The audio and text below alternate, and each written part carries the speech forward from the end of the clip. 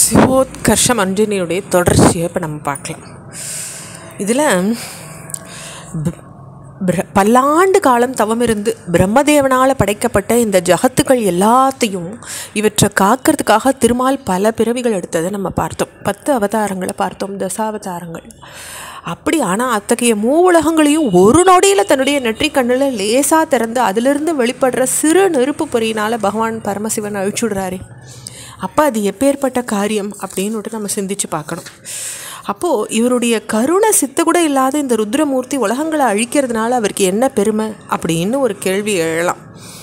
இப்போ கொடிய நோயால் ஒருத்தர் வருந்துறான்னு வச்சுக்கோங்க. அந்த நோயாளியை ஒருத்தர் மருத்துவர் கடுமையான சிகிச்சைகளை மேற்கொண்டு அவருக்கு ரண வலியும் அவஸ்தையும் கொடுத்தா அந்த மருத்துவரை விட ஒரு கொடியவர் உண்டா? அதே போல் சம்சாரம்ன்ற கொடிய நோயால் வருந்துகிற ஜீவராசிகளுக்கு அனுகிரகம் பண்ணுறதுக்காகத்தான் அவர் உலகத்தை அழிக்கிறாருன்னு இந்த பரமேஸ்வரனை சொல்லியிருக்கு. இப்படி கருணாமூர்த்தியான பரமேஸ்வரன் ஜீவராசிகளை வேறு முறையில் கையாண்டு காக்கிறதா இந்த செயலை செய்கிற இவருடைய செயல் கொடிய செயல்ன்றது எப்படி பொருந்தும்? அதுதான் நம்ம புரிஞ்சிக்க வேண்டியது. அதே மாதிரி அர்த்தநாரீஸ்வர தத்துவத்தையும் அடுத்த ஸ்லோகம் சொல்கிறது. எப்படின்னாக்கா, மகேஸ்வரன்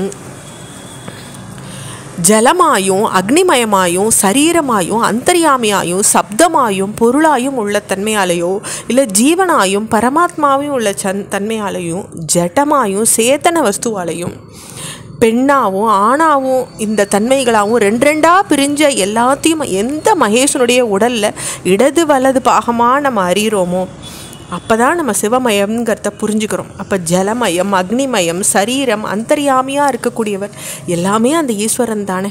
அவர் தானே சர்வாத்மாவாக இருக்கார். அதுதான் தேவர்களை அமிர்தத்தை அடையிறதுக்கும் அவர் தானே காரணமாக இருந்தார்.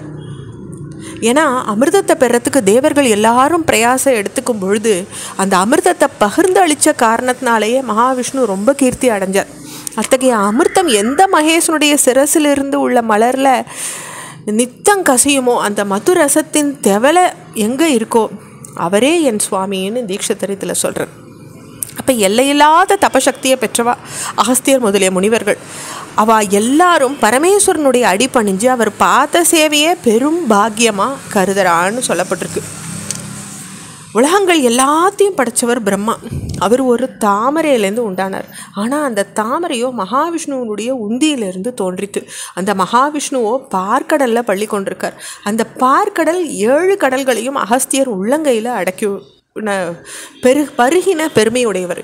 அப்போது இவ்வளவு மகிமை பொருந்திய அகஸ்தியர் பரமசிவனின் பரம பக்தர். ஒரு சமயம் அகஸ்தியர்கிட்ட தேவேந்திரன் சிவ தத்துவ விசாரம் பண்ணிட்டு இருந்த வேளையில் அசுரர்களின் யுத்த ஆரவாரம் கேட்டுது. அதை கேட்டு அஞ்சின இந்திரனுக்கு அபயம் அளித்து உடனடியாக கடற்கரையை போய் அடைஞ்சு மந்திரம் ஓதின விபூதியை நெற்றியில் பூசிண்டு கையை விரித்து கடலை அழைக்க கடல் நீர் முழுசும் அவருடைய உள்ளங்கவலையில் நீர்த்தோளை போல நின்றுடுது. அதனை அவர் மகாதேவனை தியானித்து பருகினர். இது அகஸ்தியர் ஸ்காந்தத்தில் உபதேச காண்டத்தில் நம்மளால் பார்க்க முடியறது. அப்பேற்பட்ட மகிமை உடையவர் அகஸ்தியர். இப்போ மகிமை நிறைஞ்ச நூற்றுக்கணக்கான முனிவர்கள் சிவபெருமானுடைய சந்நிதியில் அவருடைய சீடர்களாக சொண்டு புரிஞ்சுட்டுருக்கா. அப்பேற்பட்ட பெருமையுடையவர் சிவபெருமான்றதை நம்ம தெரிஞ்சுக்கணும்.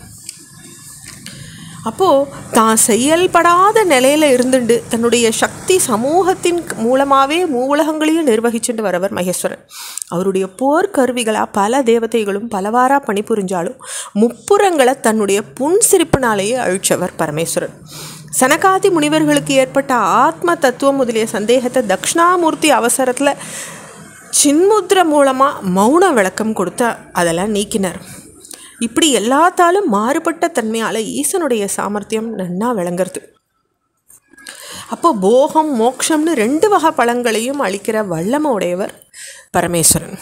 தம்ம பல்லாண்டு காலம் தவம் இருந்து மகிழ்விச்சதுனால ஈசன் திருமாலுக்கு மகாலட்சுமியை கொடுத்தார். தனது ஒரே ஆடையை 10 பாகங்களாக்கி அவற்றை இந்திரன் முதலிய தேவதைகளுக்கு கொடுத்தார். கல்ப ஆரம்பத்தில் பிரம்மதேவனுக்கு வேதங்களை அளித்தார். இப்படி சர்வஸ்வத்தையும் மற்றவாளுக்கு கொடுத்த பிறகு தியாகராஜனான சிவபெருமான அடியாளுக்கு கொடுக்கறதுக்குன்ற தன்மையை தவிர வேறு எதுவும் இல்லாத நிலையை உணர்ந்து தம் அடியார்களுக்கு கைவல்யத்தையே, அதாவது சிவாயுஜ்யத்தையே கொடுக்குறாருன்னு சொன்னால் அது மிகையான வார்த்தை கிடையாது. தொடர்ச்சியை அடுத்த பகுதியில் பார்க்கலாம். ஓம் நம சிவாய்.